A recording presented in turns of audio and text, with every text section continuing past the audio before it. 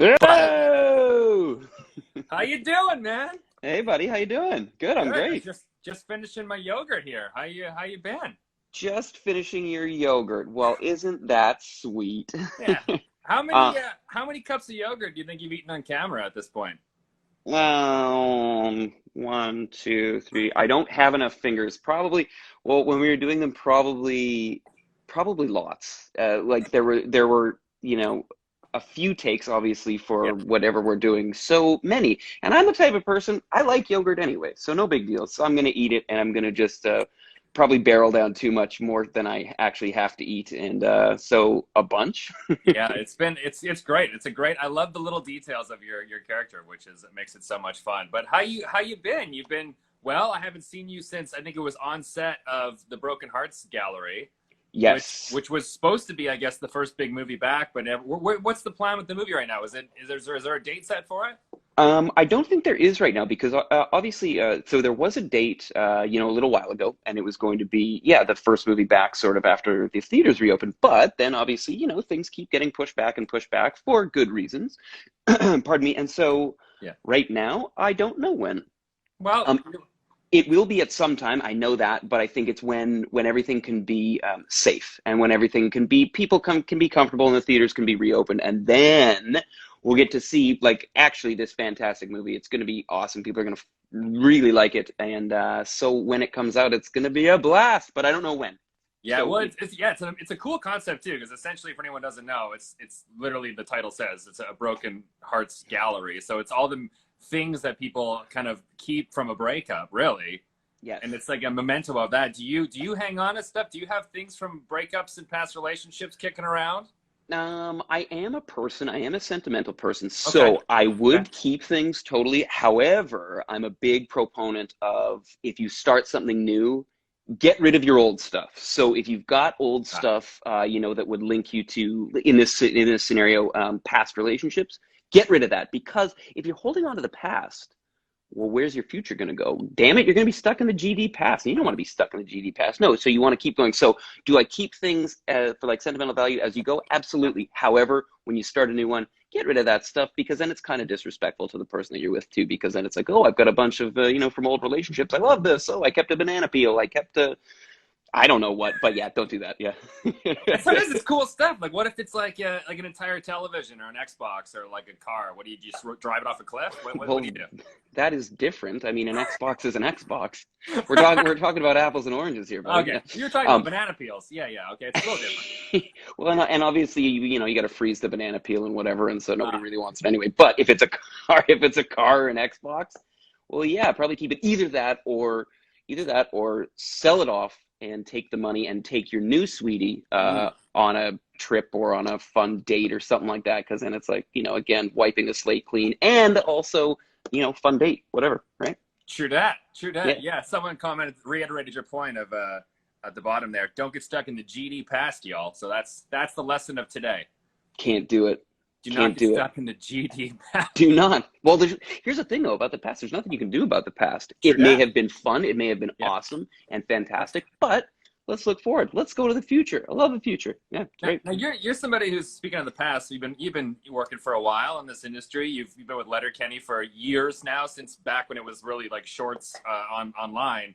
Now, do you go back and do you watch stuff? Do you ever reminisce and kind of see how the Um, show has evolved? Because it's kind of cool to go back and see those original videos and see how far it's come. You know what? It is really fun. I am somebody that doesn't have the easiest time sort of watching themselves Uh, on camera. I love watching things over and over and over again, but not so much with myself in them. However, it is really nice because when Jared Kiso and I did the first videos, it yeah. was like such a different world in so many different ways for us as people and as actors and this and stuff like that. So it is fun to go back from time to time and just look at where it's progressed. It is sort of like, it is a bit hard to watch myself sometimes. I'm going like, hey, what was I doing? I'm not really sure. And then, but so those ones are really fun because, we started as a web series and then it went, and then it went into a TV show. So it's nice to see that progression.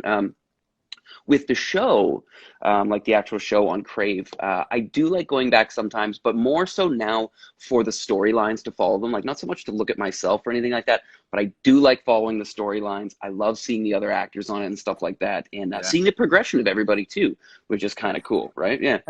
Then the show is just like it's huge. And I don't know if you saw the clip, but there was a clip of her on a red carpet at the Oscars where Brad Pitt was saying how he loves Letterkenny. Did you see that?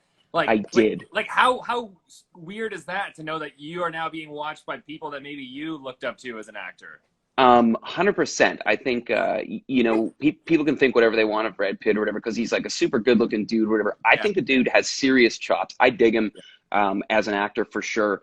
And, to have that was really cool. It was super interesting, like way out of the blue, and, just very, very cool. It's interesting to see like this sort of reach, that the show has attained, and to know it made me just want to go and like crush a couple of beers with him, because I thought, wow, look, if you like our humor and stuff like that, maybe you'd be cool with going and smashing some beers, or you know what, screw it, just hanging out, whatever. But it was very, very cool, very interesting, and again, totally out of the blue. It was great. Yeah. What do you think his place looks like? Do you think he's like a sports guy? What do you think he's got hanging on the walls in there? You think he's got pictures of himself in old projects?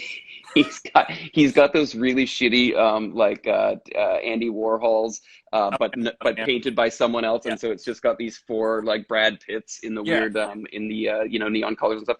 Now I think he has probably not.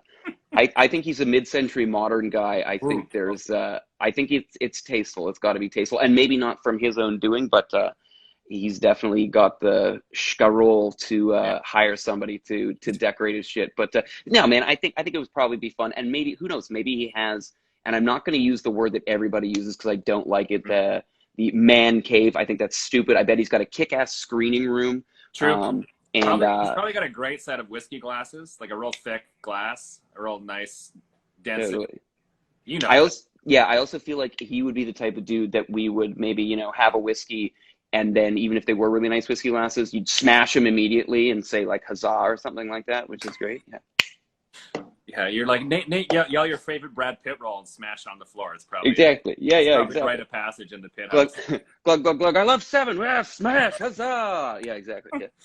Oh man, well, there's so many people watching. So thanks to everyone who's commenting on the bottom. I saw a couple of great questions already roll by. There was one from Brietta about the origins of the super soft birthday party. Did somebody have a super soft birthday party at one time? Has anyone had one since? Like, where did that all come to be?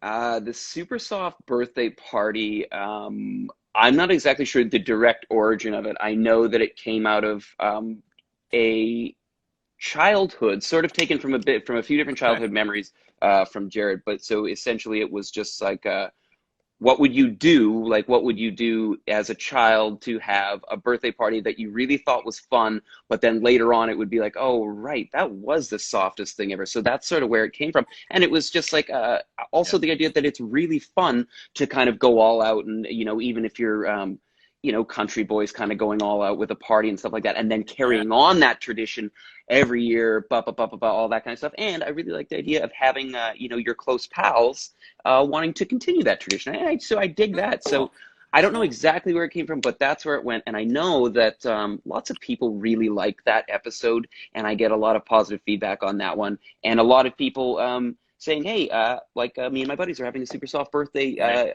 just because we really like the show. And so that's kick ass, man. Like, what, I can't, you know, what better than somebody saying, hey, I really like an episode of TV that you're in, and it made me and my friends want to have a super soft birthday. So it's like, cool, you like something enough that I was in, and an idea that was thought up for the show. Oh, absolutely, I love it. It's great.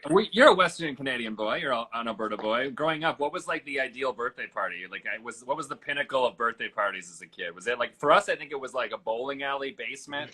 Nice. Was like, you know, you'd rent out the basement, get all the lanes. That was like that was the cool birthday to have as a kid. I don't know, what was it for you? Do you remember? Yeah. So.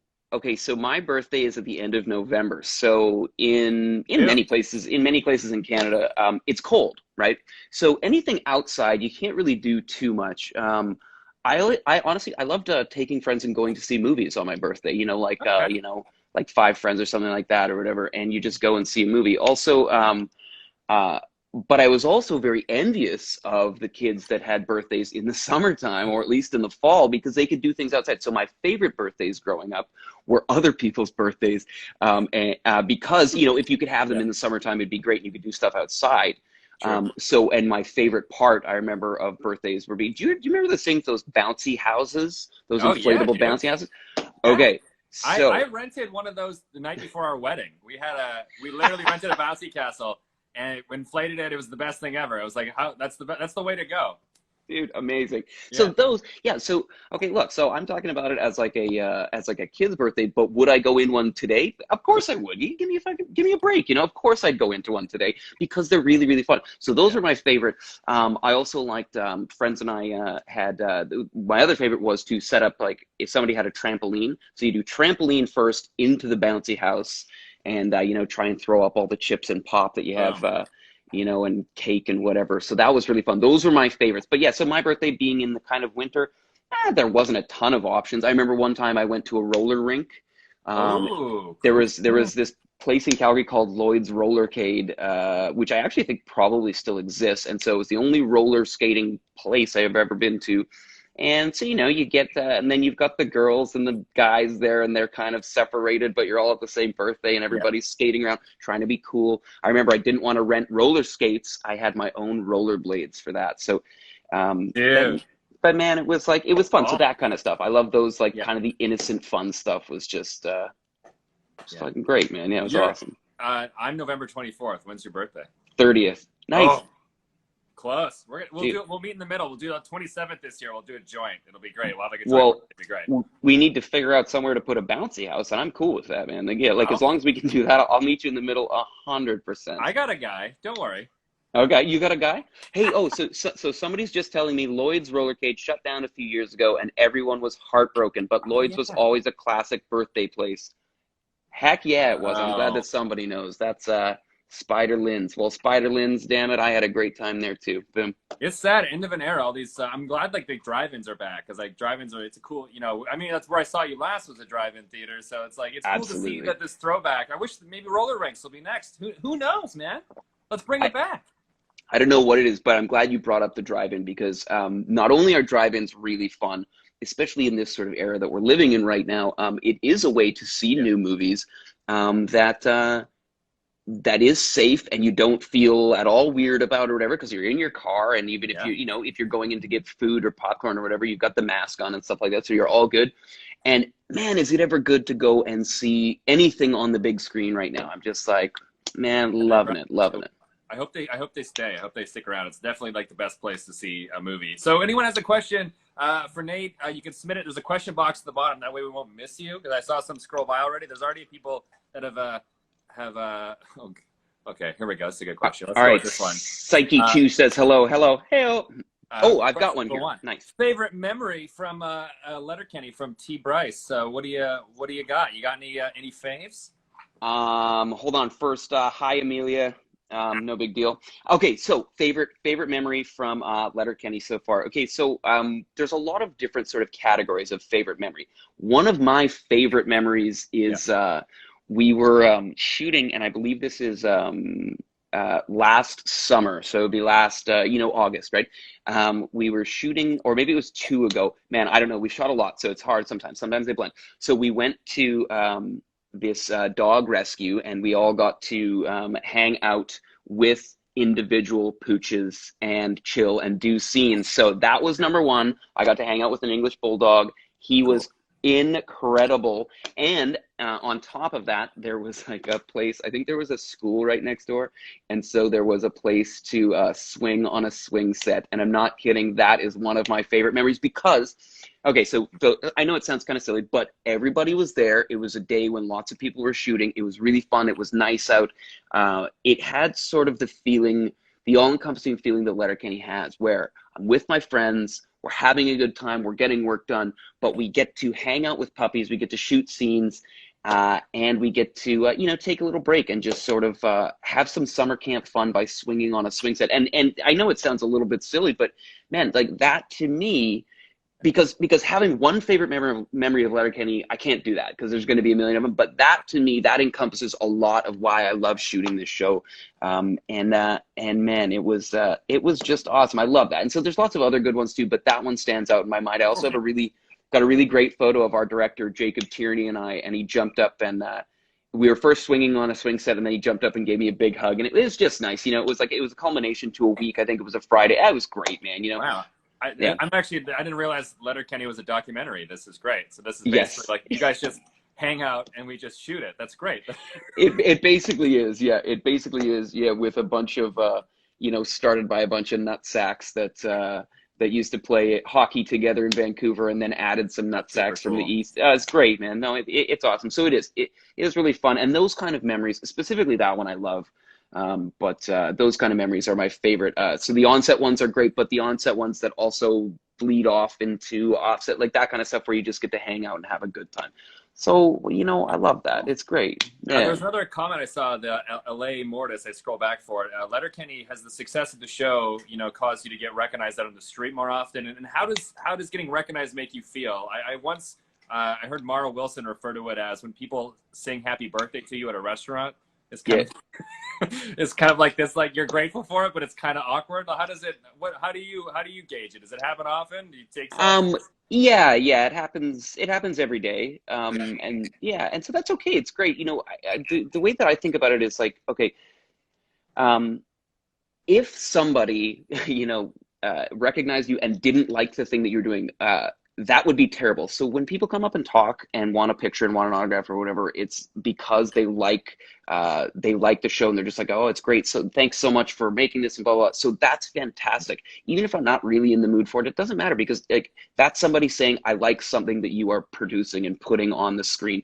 So, that is fantastic. It does sometimes get a little bit awkward and whatever, but that's just sort of the deal. It's no big deal. And it is, again, it's so nice because people are just nice and all they want to do is just say hi and be like, hey, I like you in this and thanks for putting it out. And it's just like, how can you, if you don't like that, somebody saying that they like what you're doing, well, number one, get real. Number two, get out of here. And number three, get real. You know what I mean? So it's great. So yeah, so it happens all the time, but I'm always happy to oblige, and it's always really fun to know that somebody likes something that you're doing. Yeah. Well, is this a great follow-up too? I think basically jumping off of that one from Tyler Hines here.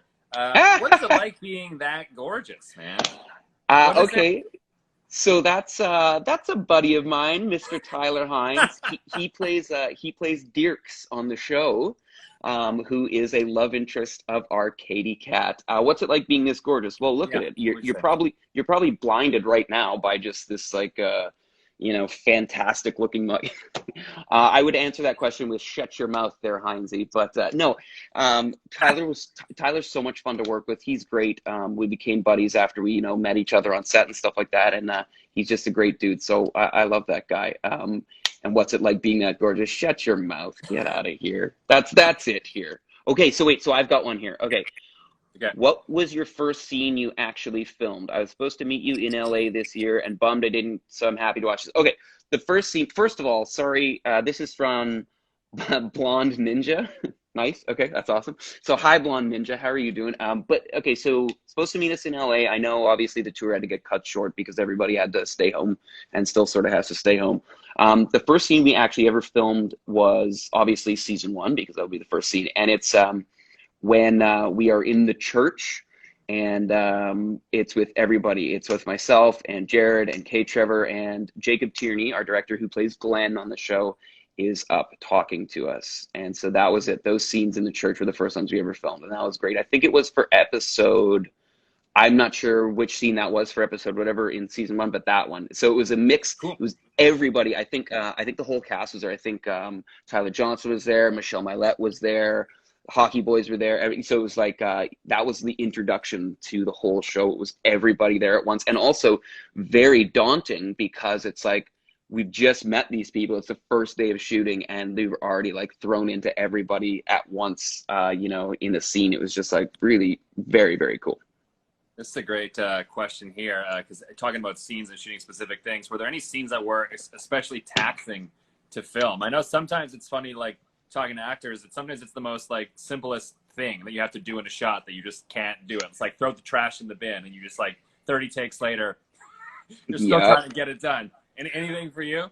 Well, there are, and you're right. Usually it's the things that you feel the fastest and the most Yeah. smooth. But so the ones that take the longest are not the like dialogue heavy scenes. I really like those dialogue heavy scenes, but the ones we shoot at the back porch where it's myself and Jared and Kate Trevor, and we're sitting there, and the bar to the to the fences there are covering our mouths. Sorry.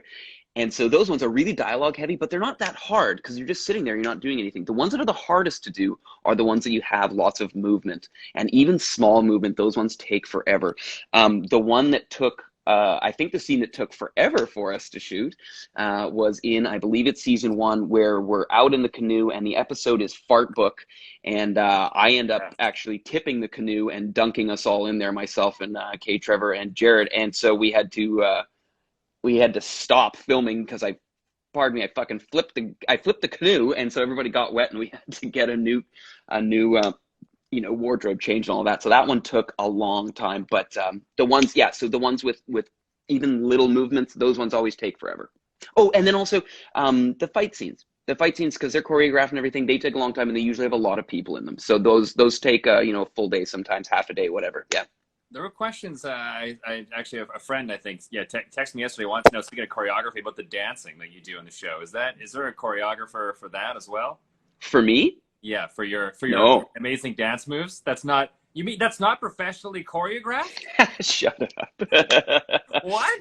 No, it's not professionally choreographed. Get out of here. Oh, wow, that's unbelievable. The line dance that we did at the talent show episode, later on, like when everybody jumps up on stage with me to do the line dance, that was not professionally choreographed. We just did that all together. But all the other dance moves that is just me, baby. That's it. That's nothing else. You got it.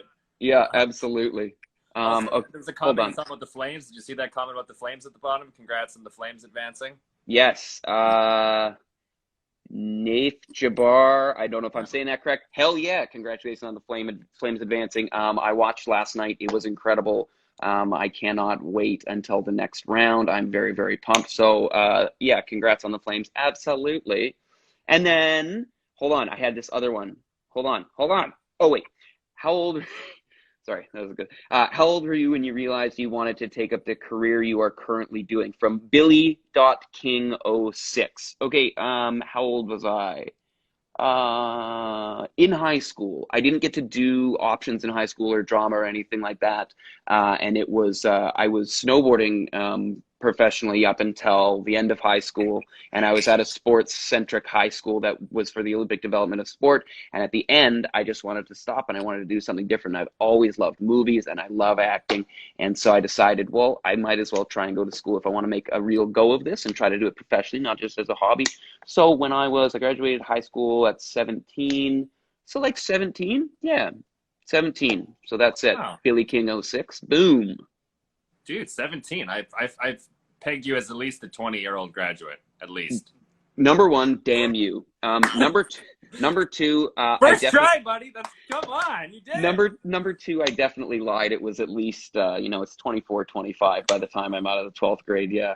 Okay. You can go. Shoot, and that's only because we don't have the 13th grade like we do over in this side of the country, right? Otherwise, it would have been damn near 30 by the time I was out of there. Yeah, I'm from Saskatchewan. It's a whole new thing to learn about, like how things are done. These grades that don't exist out here, like out there. I know, right? Yeah, we talked about this because you're a Saskatchewan boy, I'm an Alberta boy, and then you come here and people are talking about grade 13 or something else weird in Quebec, but it's just like, no, man, the 12th grade, and then that's that, and then whatever. So yeah, so I was 25 when I got out of high school, and and that's that. Yeah, totally.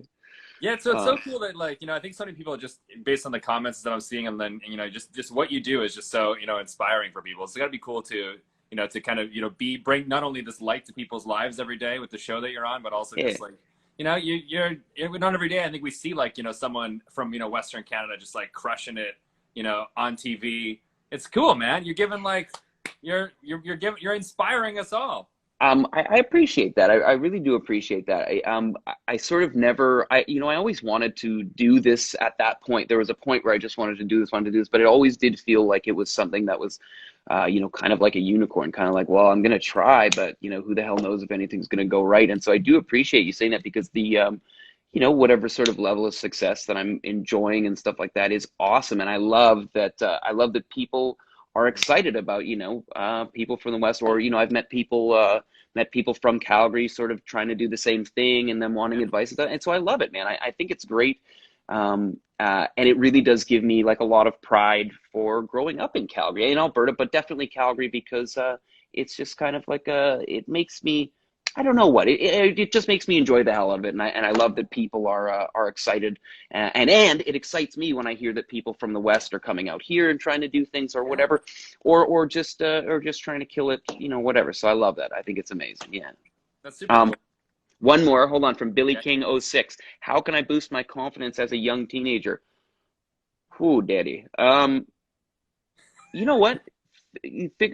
Do the things that you like. That's how I would say to boost your confidence. Do the things you like and screw everybody else. If you like it, get on it. If somebody tells you, oh, that's stupid or whatever, pardon my language, fuck them. Who cares? Seriously, do what you like and it's all good. And then you'll realize you get more joy out of that, and that in turn will boost your confidence. That's the best thing you can do. Look, I know it's easier said than done, but Yeah. do that. It's a good one. Billy Yeah. King '06. Yeah, it's tough. It's a tough world, especially with social media and stuff too. You put people take risks all the time, put themselves out there, and people like to knock you down. Do you ever deal with that? I think you have a really good balance of social media, but do you Google yourself? Do you ever see what people are saying? Do you? No, no, Yeah, no, no, no. yeah, yeah, I think it's I have a limited interaction on social media. yeah. I have however many followers I have and stuff like that, but I have a limited interaction on social media because I um, think I call that a healthy interaction with social media. That's how thanks, you. buddy. But really, and it's only for there's no other reason. It's not, I guess it would be a very selfish reason, but it's to maintain my own mental health because I feel like you can get caught down a rabbit hole of trying to please everybody and Yeah, worrying really about everything that you do. And also it makes you think you're really more important than you are. The things that social media for me that are really good for is something like this, because I get to chat with a buddy and I get to, answer some yeah, questions man. and stuff. I love this, but I know people that Google themselves a lot and really take stock in what people say, and that's really difficult because you can really get caught up in that and get caught up in stuff that doesn't matter. You have no power to change anybody's opinion over anything, and all it's going to do is it's going to hurt you mentally, and you're just going to think about it constantly. It's going to give you anxiety. It's going to give you all that bad shit. You don't want that, and so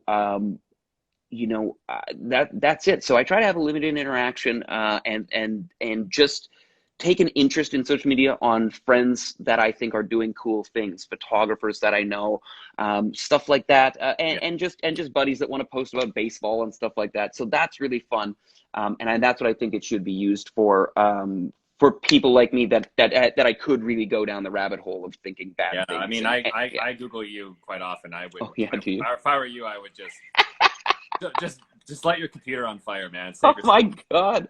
So I don't even turn it off. I have to light the whole thing on fire. It That's must all be you have to do. Just out the window. Just check if there's anyone there first, and then throw it out. Yeah, that's all. dude, it must be a bad fucking landscape out there then if I have to actually set it on fire. Holy smokes, man. Oh, Holy jeez. smokes. Well, before we go on to our last thing, I saw one last question. I think it's a good way to wrap it up.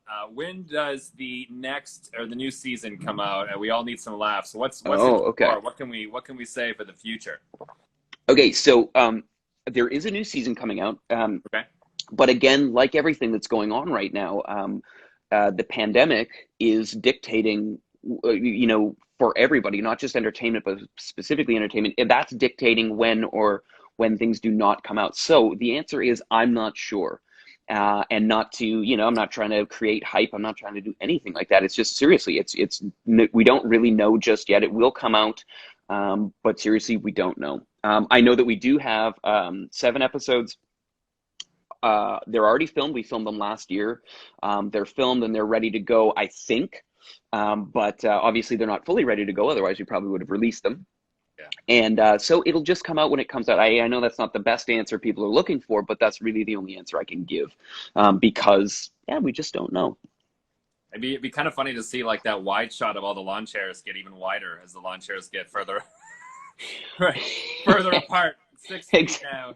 Exactly. But I think sort of we take some things to the extreme. So it might be, 4 meters instead of 2 meters, or whatever.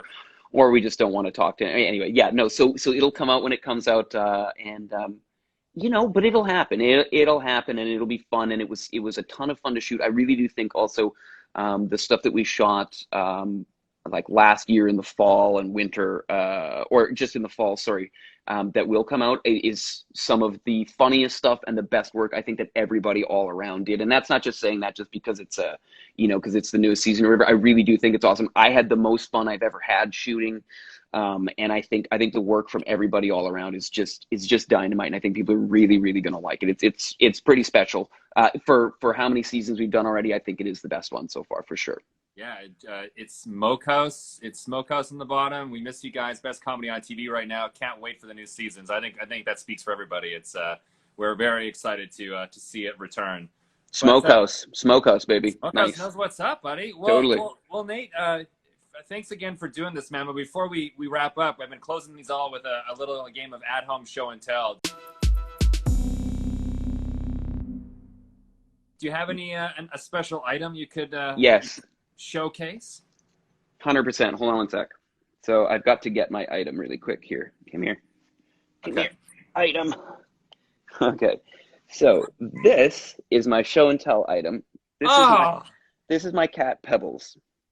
Oh, Pebbles. Okay, so Pebbles. Oh, baby.